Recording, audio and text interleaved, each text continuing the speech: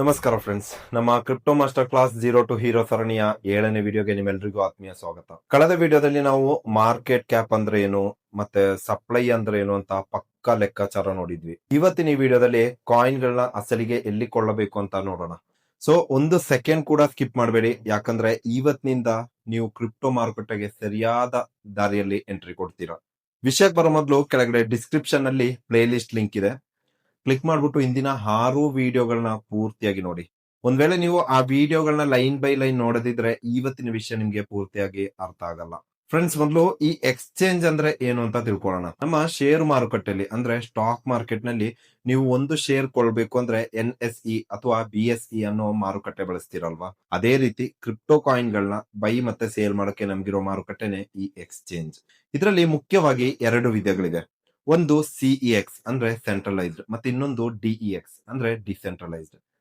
ಇನ್ನು ಇವೆರಡರ ನಡುವೆ ಇರುವಂತಹ ಅಸಲಿ ವ್ಯತ್ಯಾಸ ಏನು ಅಂತ ತಿಳಿಯೋಣ. ಮೊದಲನೇದು ಸೆಂಟ್ರಲೈಸ್ಡ್ ಎಕ್ಸ್ಚೇಂಜ್. ಇದನ್ನು ನೀವು ಒಂದು ಬ್ಯಾಂಕ್ ಅಥವಾ ಒಂದು ದೊಡ್ಡ ಕಂಪನಿ ಅಂತ ಅನ್ಕೊಳ್ಳಿ. ಇಲ್ಲಿ ನಿಮ್ಮ ಹಣ ಮತ್ತೆ ನಿಮ್ಮ ಕಾಯಿನ್ ಗಳ ಜವಾಬ್ದಾರಿಯನ್ನ ಆ ಕಂಪನಿ ತಗೊಳುತ್ತೆ. ಇವುಗಳ ಇಂಟರ್ಫೇಸ್ ಹೇಗಿರುತ್ತೆ ಅಂದ್ರೆ ಆಪ್ ನ ಬಳಸೋದು ತುಂಬಾ ಸುಲಭವಾಗಿರುತ್ತೆ. ಹೂಡಿಕೆ ಮಾಡೋಕೆ ಬಿಗಿನರ್ಸ್ಗೆ ಇವತ್ತು ಇದೇ ಬೆಸ್ಟ್ ಆಪ್ಷನ್ ಅಂತ ಹೇಳ್ಬೋದು. ಅದರಲ್ಲೂ ವಿಶ್ವದಲ್ಲೇ ನಂಬರ್ 1 ರ್ಯಾಂಕಿಂಗ್ ನಲ್ಲಿರುವಂತಹ ಬೈನಾನ್ಸ್ ಸೆಂಟ್ರಲೈಸ್ಡ್ ಎಕ್ಸ್ಚೇಂಜ್ ಈಗ ಭಾರತದ FIU ಅಡಿಯಲ್ಲಿ ರಿಜಿಸ್ಟರ್ ಆಗಿದೆ. ಅಂದ್ರೆ ಇದು ನಮ್ಮ ದೇಶದ ಕಾನೂನುಗಳನ್ನ ಪಾಲಿಸ್ತಿದೆ.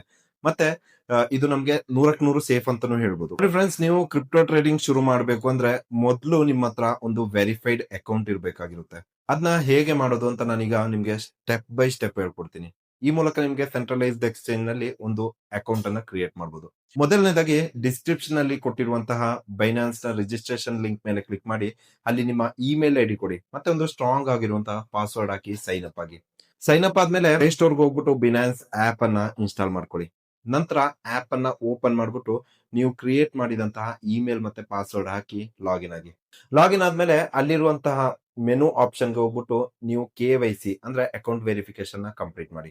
ನಾನು ಮುಂದಿನ ವಿಡಿಯೋಗಳಲ್ಲಿ ಲೈವ್ ಆಗಿ ಕಾಯಿನ್ ಗಳನ್ನ ಹೇಗೆ ಕೊಳ್ಳೋದು ಅಂತ ಸ್ಕ್ರೀನ್ ರೆಕಾರ್ಡಿಂಗ್ ಮೂಲಕ ತೋರಿಸ್ತೀನಿ. ಆಗ ಟ್ರೇಡಿಂಗ್ ಮಾಡೋಕೆ ನಿಮ್ಮ ಹತ್ರ ಈ KYC ಆಗಿರುವಂತ ಕಂಪ್ಲೀಟ್ ಆಗಿರುವಂತ ಅಕೌಂಟ್ ಇರಲೇಬೇಕು. ಸೊ ಈಗಲೇ ಆ ಲಿಂಕ್ ಅನ್ನ ಬಳಸ್ಬಿಟ್ಟು ಅಕೌಂಟ್ ಅನ್ನ ಓಪನ್ ಮಾಡಿ ರೆಡಿ ಆಗಿ ಇಟ್ಕೊಳ್ಳಿ. ಇನ್ನು ಎರಡನೇದು ಡಿಸೆಂಟ್ರಲೈಸ್ಡ್ ಎಕ್ಸ್ಚೇಂಜ್. ಇದು ಸ್ವಲ್ಪ ವಿಭಿನ್ನ. ಇಲ್ಲಿ ಯಾವುದೇ ಕಂಪನಿ ಇರಲ್ಲ ಅಥವಾ ಯಾರು ಸಹ ನಿಮ್ಮ ಹಣದ ಮೇಲೆ ಕಂಟ್ರೋಲ್ ಮಾಡಲ್ಲ. ನಿಮ್ಮ ಹಣ ಅಥವಾ ಕಾಯಿನ್ ನಿಮ್ಮ ವಾಲೆಟ್ ನಲ್ಲೇ ಇರುತ್ತೆ. ಇಲ್ಲಿ ಅಕೌಂಟ್ ಓಪನ್ ಮಾಡೋಕೆ KYC ಕೂಡ ಬೇಕಾಗಿಲ್ಲ. ಇದಕ್ಕೆ ಉದಾಹರಣೆ ಅಂದ್ರೆ ಯುನಿಸ್ವಾಪ್ ಮತ್ತು ಪ್ಯಾನ್ಕ್ಯಾಕ್ ಸ್ವಾಪ್ ನಂತಹ ಎಕ್ಸ್ಚೇಂಜ್ ಗಳು. ಹಾಗೆ ನೀವು ಫ್ಯೂಚರ್ಸ್ ಟ್ರೇಡಿಂಗ್ ನ ಮಾಡಬೇಕು ಅಂದ್ರೆ DYDX ಮತ್ತೆ GMX, ಹೈಪರ್ ಲಿಕ್ವಿಡ್ ನಂತಹ ಫ್ಯೂಚರ್ಸ್ ಎಕ್ಸ್ಚೇಂಜ್ ಗಳು ಸಹ ಇಲ್ಲಿ ಲಭ್ಯವಿವೆ. ಇವುಗಳನ್ನ ಬಳಸೋಕೆ ಹೈ ಲೆವೆಲ್ ಟೆಕ್ನಿಕಲ್ ನಾಲೆಡ್ಜ್ ಇರಬೇಕು. ಇದ್ರ ಬಗ್ಗೆ ನಾನು ಮುಂದಿನ ವಿಡಿಯೋಗಳಲ್ಲಿ ಪೂರ್ತಿಯಾಗಿ ತಿಳಿಸ್ಕೊಡ್ತೀನಿ. ಸದ್ಯಕ್ಕೆ ನೀವು ಬೈನಾನ್ಸ್ ಎಕ್ಸ್ಚೇಂಜ್ ನ ಬಳಸಿ ಅಕೌಂಟ್ ರೆಡಿ ಮಾಡಿ ಇಟ್ಕೊಳ್ಳಿ. ಮತ್ತೆ ಫ್ರೆಂಡ್ಸ್, ಕ್ರಿಪ್ಟೋದಲ್ಲಿ ಬಹಳಷ್ಟು ತರ ಟ್ರೇಡಿಂಗ್ ಇದೆ.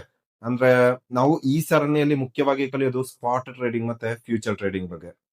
ಈ ಸ್ಪಾಟ್ ಅಂದ್ರೇನು, ಫ್ಯೂಚರ್ ಅಂದ್ರೇನು, ಇವೆರಡರ ನಡುವೆ ಇರುವಂತಹ ಅಸಲಿ ಡಿಫ್ರೆನ್ಸ್ ಏನು ಅನ್ನೋದನ್ನ ನಾನು ಮುಂದಿನ 8ನೇ ವಿಡಿಯೋದಲ್ಲಿ ಡೀಟೇಲ್ ಆಗಿ ಹೇಳ್ತೀನಿ. ಅಲ್ಲಿ ನಾನು ಬೈನಾನ್ಸ್ ಆಪ್ ನ ತೋರಿಸಿ ಲೈವ್ ಆಗಿ ಟ್ಯುಟೋರಿಯಲ್ ಕೂಡ ಮಾಡ್ತೀನಿ. ಸೊ ಫ್ರೆಂಡ್ಸ್, ಕೂಡಲೇ ಡಿಸ್ಕ್ರಿಪ್ಷನ್ ಅಲ್ಲಿ ಕೊಟ್ಟಿರುವಂತಹ ಲಿಂಕ್ ಅನ್ನ ಬಳಸಿ ರಿಜಿಸ್ಟರ್ ಆಗಿ ಆಪ್ ಅನ್ನ ಇನ್ಸ್ಟಾಲ್ ಮಾಡಿ ಮತ್ತೆ KYC ವೆರಿಫಿಕೇಶನ್ ಸಹ ಮುಗಿಸಿ. ಈ ಮಾಹಿತಿ ಇಷ್ಟವಾಗಿದ್ರೆ ಲೈಕ್ ಮಾಡಿ ಮತ್ತೆ ಶೇರ್ ಮಾಡಿ.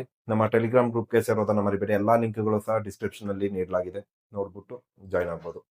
ಸೊ ಮುಂದಿನ ವಿಡಿಯೋದಲ್ಲಿ ಸಿಗೋಣ. ಧನ್ಯವಾದಗಳು.